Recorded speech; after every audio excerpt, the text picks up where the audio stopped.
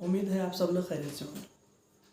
आज हम डिस्कस करेंगे the ways of dividing Indian past, यानी कि हिंदुस्तान की तारीख़ को किस तरह मुनज़्ज़म किया गया, जोड़ा गया और उनको किस तरह से बांटा गया है तारीख़ के हिसाब से।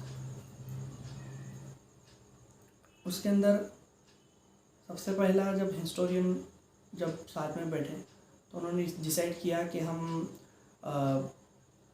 इसमें हिंदू, मुस्लिम और ब्रिटिश इस तरह से, यानी कि ये अलग अलग दौर इनको ऐसे डिवाइड करेंगे कि पहला जो दौर होगा वो हिंदुओं का दौर, फिर उसके बाद मुस्लिम्स आए, इन्वेजन्स जो इन्वेडर्स थे उन्होंने जो राज किया तो मुस्लिम दौर, और उसके बाद ब्रिटिश दौर। उसके अंदर फिर सबसे पहला क्वेश्चन ये उठाया गया कि हिंदू के अंदर बुद्ध और जैन और सिख ये तीनों रिलीजन आएंगे। तो ये उसके अंदर इन लोगों ने भी बहुत सारा राज, बुद्धिस्ट लोगों ने भी राज किया है और जैन के राजा ने भी राज किया है। तो इस तरह से ये हिंदू वाला दौर जो है थोड़ा सा गड़बड़ आने वाला है, इसलिए इसको डिस्कार्डेड किया गया। और ब्रिटिश का भी ऐसा हुआ कि ब्रिटिश ये एक रेस है, यानी ये इलाके के लोग थे, इंग्लैंड के लोग थे, इंग्लिस्तान से आए थे, इंग्लिश लोग थे, तो इनको ब्रिटिश कहा जाता था। तो ये रिलीजन नहीं हुआ है ना, तो इसलिए इसको भी डिस्कार्डेड किया गया। फिर उसके बाद जो है इसको एंशियंट, अर्ली मिडीवल और मॉडर्न, इस तरह से इसको जो है डिवाइड किया गया। अब हम देखेंगे एंशियंट इंडिया, यानी 6th सेंचुरी के पहले जो हमको हिस्ट्री मिलती है उसको हम एंशियंट इंडिया कहते हैं। अर्ली मिडीवल इंडिया यानी कि 6th सेंचुरी से लेकर 13th सेंचुरी यानी 6ठी सदी से लेकर 13वीं सदी तक जो हिस्ट्री है हमारे पास अवेलेबल है उसको हम अर्ली मिडीवल कहते हैं। और 13वीं सदी से लेकर 18वीं सदी तक, यानी 18वीं सदी में जो है इंग्लिश इन्वेडर्स आए, एज अ बिजनेसमैन आए, बाद में उन्होंने जो है हम पे राज किया है। तो इनका जो दौर है उसको हम मिडीवल दौर कहेंगे। और उसके बाद इंग्लिश दौर से, इंग्लिश का जो एरा था वहाँ से लेकर 1947 और उसके बाद जो भी इवेंट्स हुए हैं वो सारी चीज़ें जो है मॉडर्न हिस्ट्री के अंदर आएंगी। इस तरह से हमने जो है इंडियन हिस्ट्री को अभी आगे जाके पढ़ना है, ठीक है। अब एंशियंट इंडिया यानी पास्ट ऑफ इंडिया के अंदर इसको भी दो तरह से डिवाइड किया है, एक है प्री हिस्ट्री और एक है हिस्ट्री। प्री हिस्ट्री मतलब एक वक्त ऐसा था, उस वक्त में लिखना ईजाद नहीं हुआ था, लिखावट पेन वगैरह कुछ नहीं था।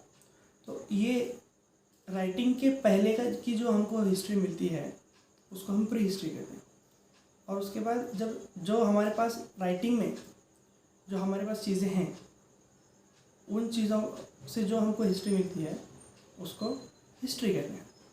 प्री हिस्ट्री को भी 3 हिस्सों में डिवाइड किया गया, यानी कि जब लिखावट लिखने का हमको मिलता नहीं था, लिखावट हमारे पास लिखने के लिए कुछ था नहीं, उस वक्त में लिखावट में हिस्ट्री अवेलेबल नहीं थी, इसलिए उसको प्री हिस्ट्री कहा जाता है।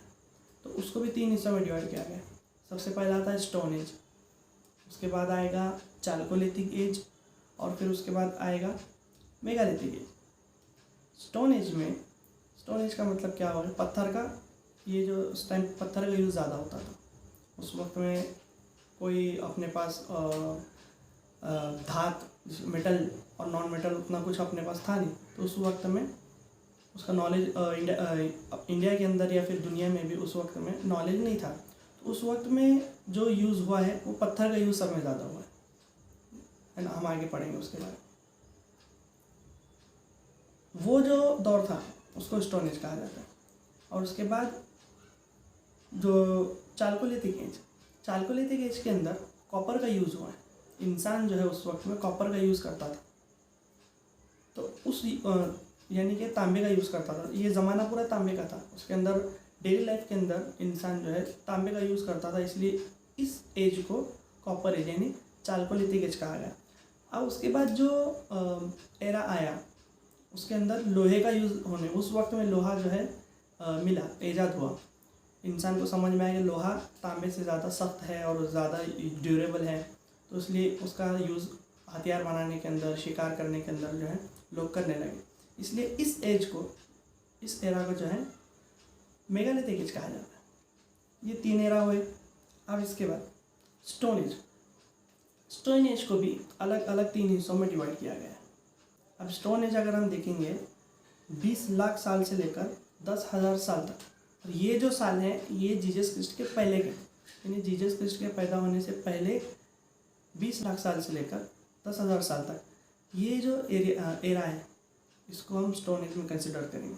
अब 20 लाख साल यानी 2 मिलियन ईयर, ये जो यहाँ से लेकर 1 लाख साल तक का जो एरिया है इसको अर्ली पैलियोलिथिक एज कहा जाता है। अब उसके बाद 1 लाख साल से लेकर 40,000 साल, ये भी बिफोर BC यानी बिफोर क्रिस्ट यानी कबले मसीह, ये जो एरा है मतलब कौन सा 1 लाख साल से लेकर 40,000 साल तक, इसको हम कहेंगे मिडल पैलियोलिथिक एज।